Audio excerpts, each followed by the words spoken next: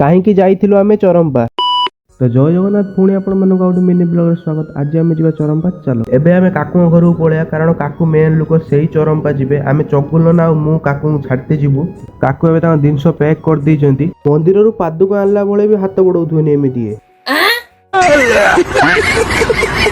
ଏବେ ଗାଡି ଆସିକି ପହଞ୍ଚିଗଲା, ଏବେ ଆମେ ଯିବା।